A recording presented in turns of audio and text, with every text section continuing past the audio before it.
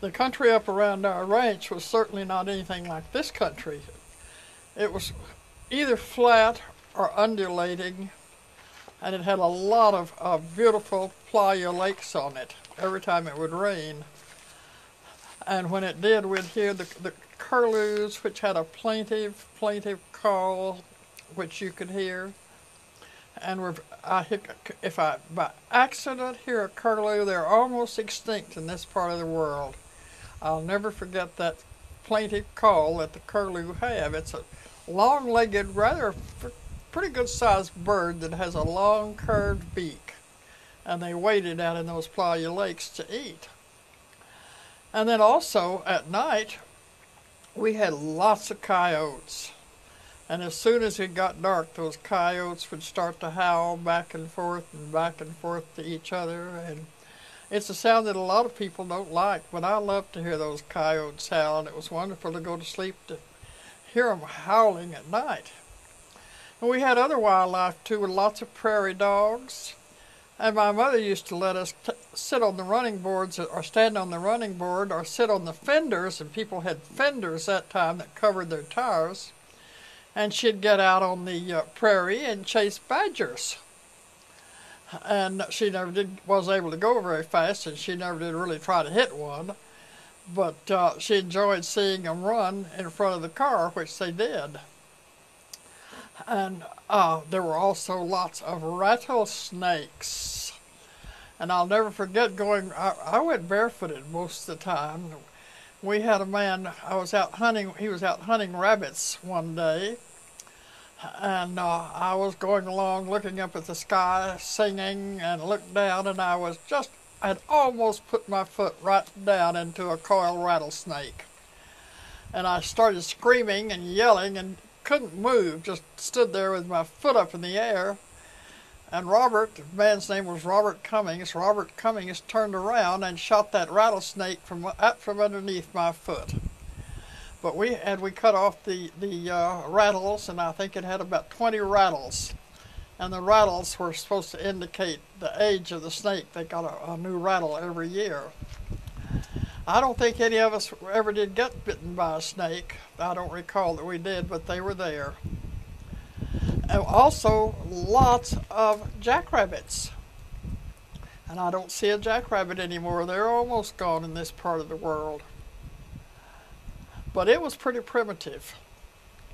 But I've told about driving up there before. We could sit on our front porch and see a mesa in the distance. It was over in New Mexico called Rabbit Ear. And when we were driving up here and Rabbit Ear would begin to come into view, we'd all start yelling, "I see Rabbit Ear!" And somebody said, "Now, you know you didn't, I saw it first." We never did decide who got to see Rabbit Ear first. But I never could figure out why Rabbit Ear looked like a rabbit ear, because it didn't to me. And I didn't know until I was grown and read about it that Rabbit Ear was the name of a famous Comanche chief who lived out in that part of the world. And that was really, all of that part of Texas was Comanche country. And it was a wonderful, wonderful thing for a child, an atmosphere for a child to grow up in and hear all those stories. You asked me one time what we did for fun, and I forgot to tell you about the old mare that we all loved named Baldy. And Baldy, we'd go get Baldy and bring her up and put a bridle on her, but no saddle. And maybe 3 or 4 of us would get on Baldy to ride. And Baldy would start around the house in a circle. She'd go start, and there was a big apple tree out in the back that had a low limb. And old Baldy, we couldn't guide her away from that limb to save our life. And she would go to the low limb and wipe us all off of her rear end, and we'd all go off on the ground.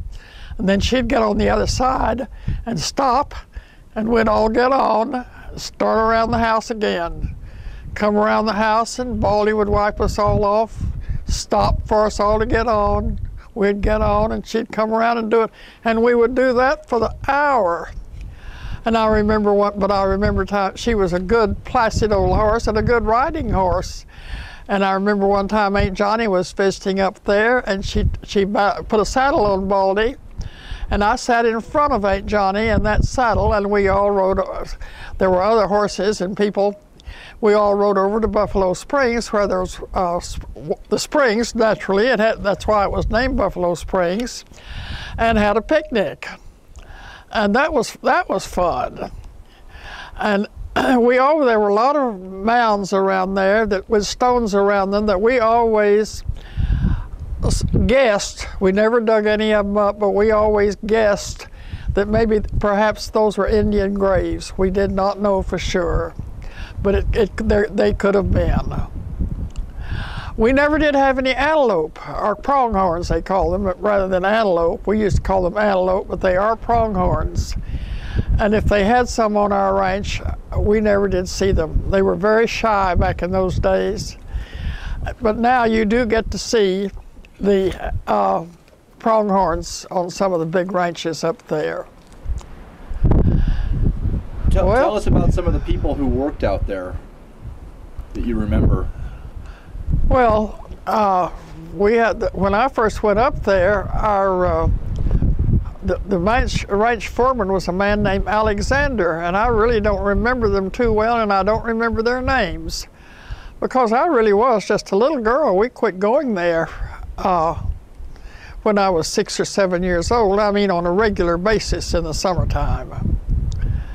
So I don't remember them. I remember after we left, Daddy bought some people named Newman up there who had given him a job when he was a little boy. There were two of them, Bill Newman and his sister Anna. And they were characters if there ever came down the pike. They were brother and sister. Bill had a great big floppy mustache that hung down over his lips, and he used to strain his soup and his coffee through that mustache. And Aunt Anna probably weighed close to 300 pounds at least. And she wore high-top tennis shoes and a great big moo-moo. And she made biscuits that were about the size of a saucer. And fried ham and all of this stuff that was due to give you cholesterol until you just nearly die. But they really were not ranchers. They were tenant farmers, and that's where they really didn't know too much about ranching.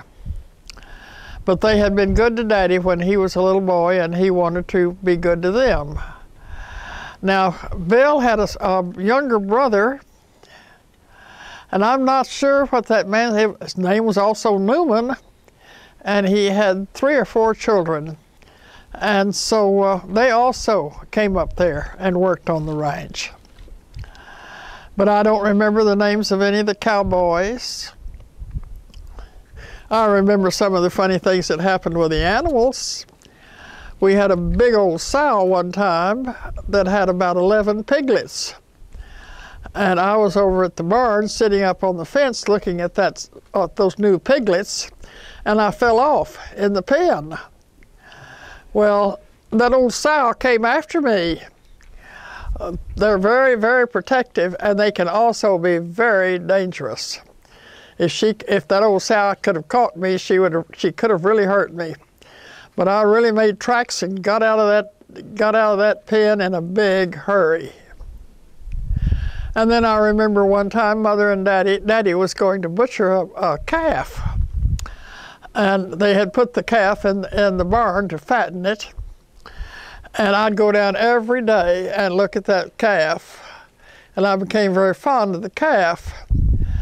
And the day before they were to butcher it, I knew they were going to butcher it because I heard them talking about it. Mother and Daddy were going to Texline, and Daddy was up there visiting Wichita Falls. And I was too sick to go. Well, anytime I was too sick to leave the ranch, Mother knew I was sick. And I was ashamed to tell her what it was. And it wasn't a thing in the world except I was just sick at my stomach at the very thought of their killing that little calf. I couldn't stand the thought of it. And those are just some of the memories that come and go from the ranch. Now, Grandpa Morgan owned some other farms you had mentioned earlier. That's right. Where were those? Down by Lockney. He had 2 down there.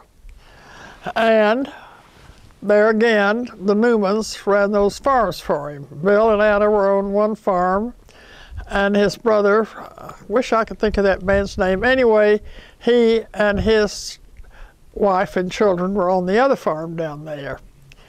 And as usual, Daddy, with his good business sense, kept those farms, and they were not money makers.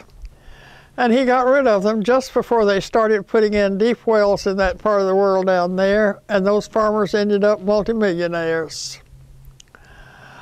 So we would also go down there with him to those farms. I had farming and ranching experience there, and then later on I had farming and ranching experience with Dr. Rasco after I married into that family. But that's another story.